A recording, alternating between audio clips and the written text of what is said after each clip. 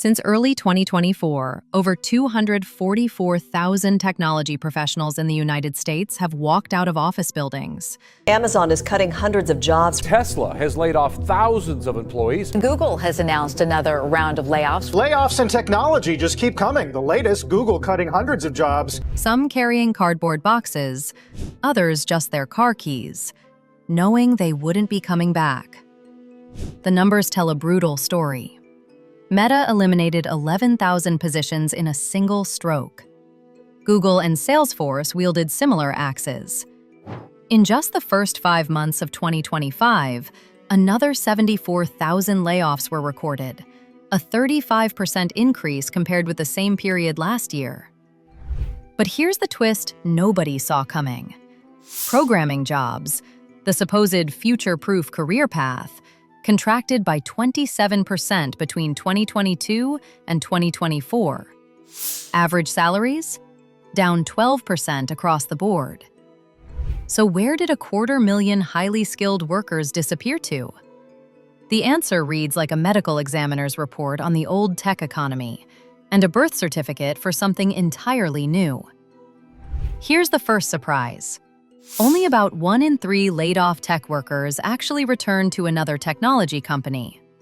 The remaining 2/3? They scattered like dandelion seeds across the economic landscape, landing in sectors that sound almost quaint by Silicon Valley standards.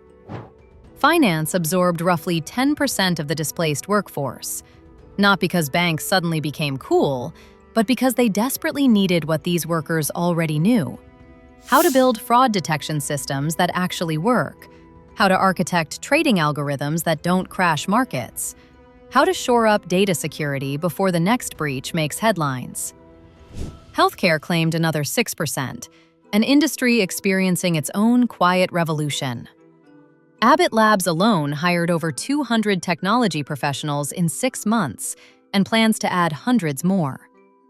When your grandmother's pacemaker needs a software update, and your doctor's office finally abandons fax machines, somebody has to build that infrastructure. Turns out, former Facebook engineers are pretty good at it.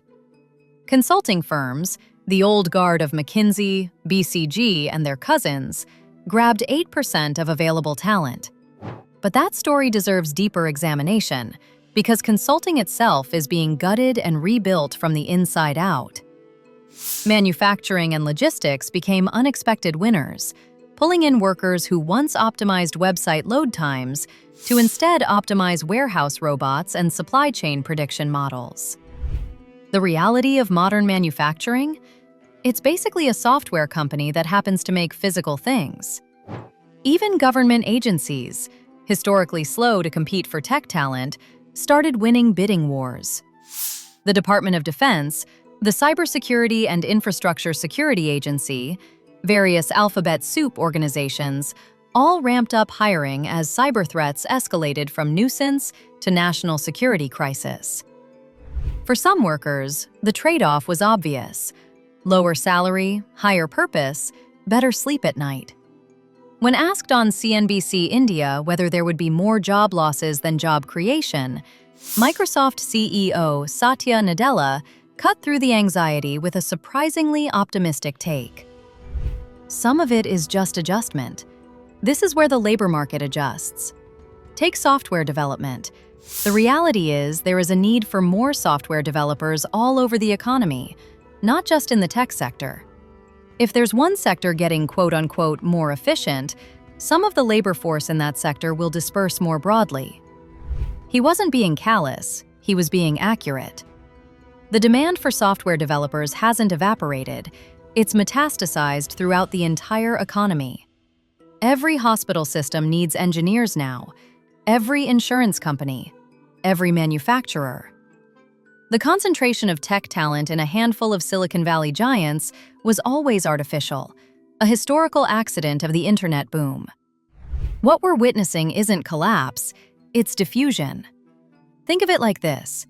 For 20 years, nearly all the oxygen in the room went to big tech. Now the windows are finally open, and everyone else is gasping for air.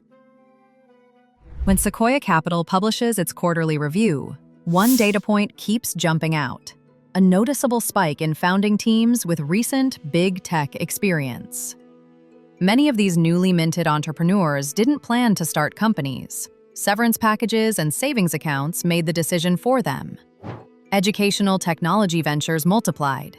Digital health startups proliferated. Decentralized finance projects launched with founders who 6 months earlier were optimizing ad targeting algorithms. The contrast is stark.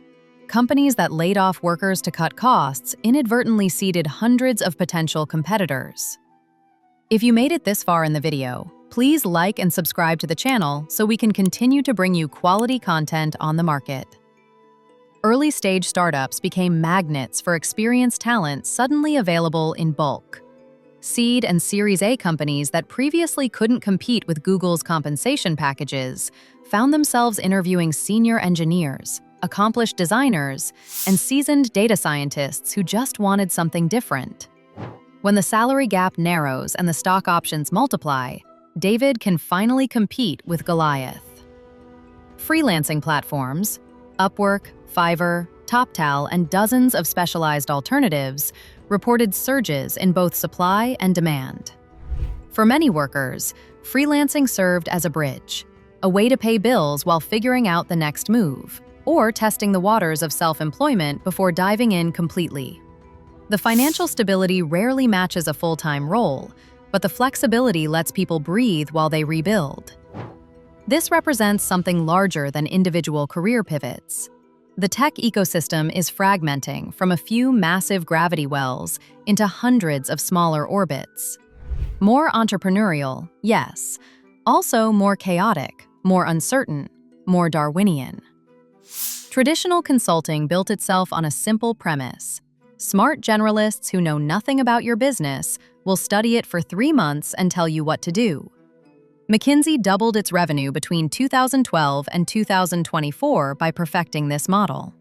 Then growth flatlined to 2% last year. Since late 2023, the firm has eliminated roughly 5,000 positions. Boston Consulting Group gained some ground by expanding digital services and actually implementing recommendations instead of just writing them. But the real threat to legacy consulting doesn't come from each other. It comes from technology companies that decided to eat their lunch. Palantir exemplifies this new breed. It's simultaneously a software company and a consultancy, growing revenue nearly 50% year-over-year in 2025 with a radically simple model. Deploy engineers directly to clients, implement tools on-site, solve problems in real time.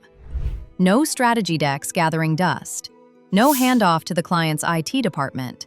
Just working systems delivered by the people who built them. Even OpenAI now offers consulting-style services, helping businesses integrate AI into operations. Why hire McKinsey to write a memo about AI strategy when you can hire the company that actually makes the AI to show you how to use it? This shift matters for laid-off tech workers because it creates new pathways. Some still land at McKinsey or BCG. Traditional consulting hasn't died, it's just losing market share. Others join specialized tech consultancies that blur the line between advisory work and hands-on engineering. Still others help build internal consulting practices at companies like Palantir, where consultant means engineer who talks to clients. Modern consulting requires exactly what displaced tech workers have: deep technical skills, implementation experience, and the ability to translate between business problems and technical solutions. Let's acknowledge what all the feel-good resilience stories ignore. This transition is brutally uneven. Entry-level opportunities have collapsed by nearly 50% since 2023. If you graduated with a computer science degree in 2024 or 2025, you entered a job market that resembles paradise turned into purgatory. The ladder's bottom rungs have been sawed off.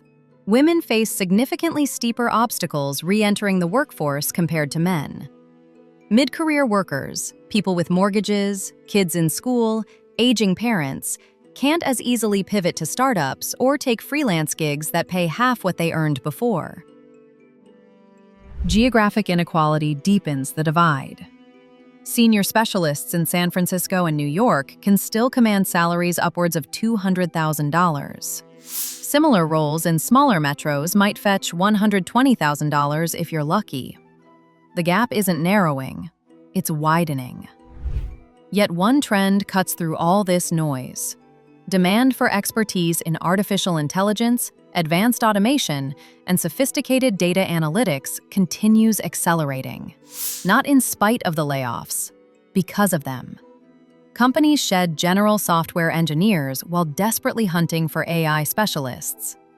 The workers who recognize this, who reskill strategically rather than searching for identical roles in a shrinking pool, find opportunities everywhere. Strip away the jargon and here's what happened.